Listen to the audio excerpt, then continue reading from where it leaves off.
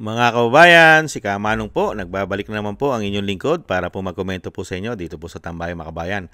Magandang umaga po muna sa inyo, tanghali, hapon, gabi, at madaling araw po sa ating lahat. Sana po nasa maayos po tayong kalagayan, mga kababayan.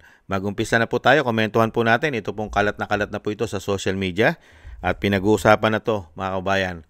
Ito pong si dating Vice President Leni Robredo at ngayon po ay mayor sa isa pong bayan sa Naga, mga tambay.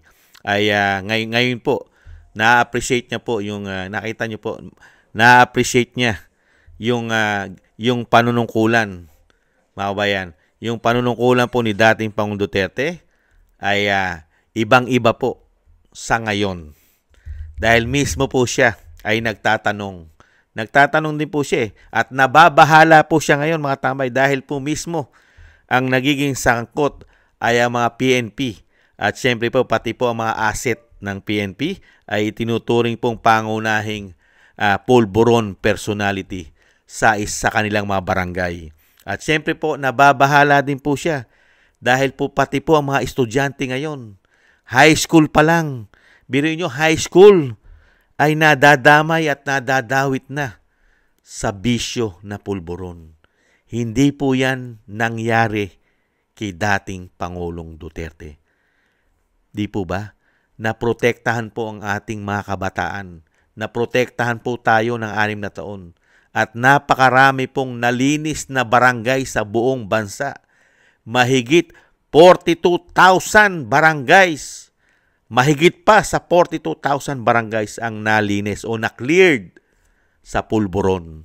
At napakarami pong nagparehab. Sumuko! Milyon-milyon po ang nagparehab. Di po ba? Talagang nagbagong buhay. Ngayon po, magmula po nung magkaroon tayo ng Pangulo na bangag, bongit, at gumagamit ng pulburon ayon sa kanyang kapatid na si Amy Marcos, lumala na po ng lumala. Bumalik naman po sa dati at lumala pa. Kaya nga po nakikita ni Leni Robredo ngayon ang pagkakaiba ni dating Pangulong Duterte at ng Pangulong bangag na si Bongit pa kung tawagin ng kanyang kapatid. Pakinggan po natin ang pahayag ni Leni Robredo, mga tambay. Lalong-lalo po sa kanyang syudad at barangay. Ito po, pakinggan po natin si Leni Robredo. Let me show you 3 iPhone mistakes old people. Ang problema ko sa drugs, daw ang City Hall mismo, nagkaigo kaming assessment with DU, ang pagmati ko talaga not doing enough. Nakukulangan ako maray sa programa kang syudad, pag-abot sa drugs. Pag enforcement kaya, PNP yan. Pero dapat si synergy kan si trabaho kang PNP sa City Hall, maray. Gulpi na akong parasang information kay Colonel Fariñas. In fact, buti kita nakukuan ng mga information na halimbawa, nagreklamo sa barangay na ang pinaka-problema ni Goodwinda, si asset kang police. Si asset kang police, pag abot sa drugs, si pinaka-problema dahil siya si pinaka-nakulang drug personality sa barangay. So, pagsabi ko yan kay Colonel Fariñas. Tapos, igwa pa din na garo openly. Di ko rin sasabihin ko anong barangay, pero sinabi ko na si mga reports. Garo nasanay. Ang mga high schools, mga high school students involved na sa drugs. Ang problema ko sa drugs, daw ang City Hall mismo, nagkaigo kaming assessment with DU, ang pagmati. Grabe po, no? Pati mga kapulisan, mga asset, talagang ang problema po ay lumalala, lalong-lalo po doon po sa bayan ni dating Vice President Robredo at ngayon po ay mayor doon po sa Naga. Ibang klase po, no? Si Mayor Leni po ay namumblema po sa kanyang bayan sa Naga. Si Mayor, grabe po. At pati po ang kanya pong mga kabataan, high school pa lang, ay nai-involve na po sa pulburon. Nakita niyo po ang ginawa po sa atin. Binigyan po tayo ng presidente na napakahusay po, sumog po. Napakahusay sumog po ng bisyong pulburon dahil mismo siya sa Malacanang ay nahulihan din po. Nakapasok din po sa Malacanang ang pulburon. Sa facility ng Malacanang ay nahulihan din po. na pumapasok po doon. Hindi lang po natin alam kung yung po ba'y nagdi-deliver o kumukuha po ng stock para ibenta nila. Hindi kaya? Kaya yan po, mamimiss mo talaga eh. Talagang makakaroon ka ng comparison. Di ba? Kay dating Pangulong Duterte, pinoprotektahan ang taong bayan. Pinoprotektahan po ang kabataan dahil nga ang kabataan ang pag-asa ng bayan. Dito po ngayon sa administrasyong ito, pati po sa kapulisan, paano po magiging pag-asa ng bayan ng mga kabataan? High school pa lang sinisira mo na ulo. Nabubuang na. Magkakaroon ba na kinabukasan pag nga nalulong ka riyan? Pagka nalulong ka riyan, wala ka na kinabukasan. Hindi po ba? Ganyan po katindi. Kaya nga po makikita mo kung ano ang ginawa ni dating Pangulong Duterte. Nasugpuin yan. Kaya nga sinusugpo yan eh. Kaya nga lang po, iba po kasi ang nanunungkulan ngayon. Mukhang protektado pa nila.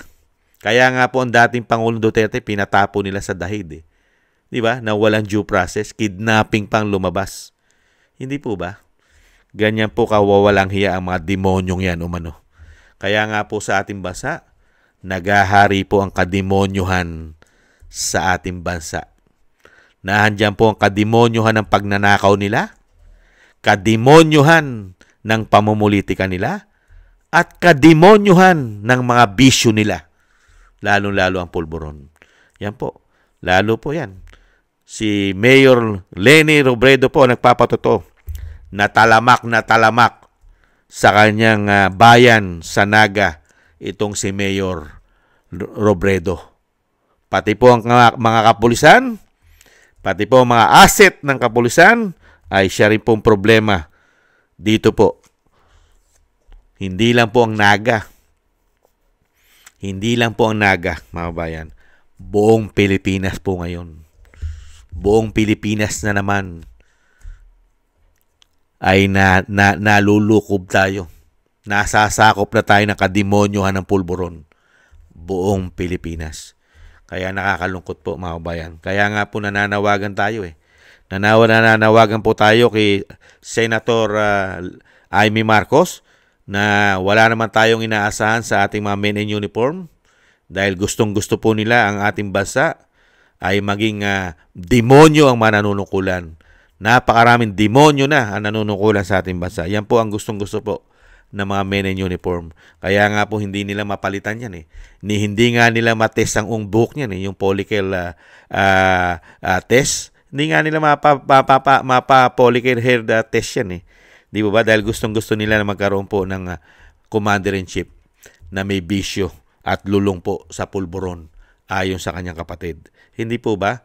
Kaya nga po umaasa tayo na sana po dito yung panawagan po na dali na po sa Korte Suprema ang reklamo po na talaga pong ang presidente ay gumagamit po ng pulburon at aksyonan po ng Korte Suprema ang gumagamit na Pangulo ng pulburon.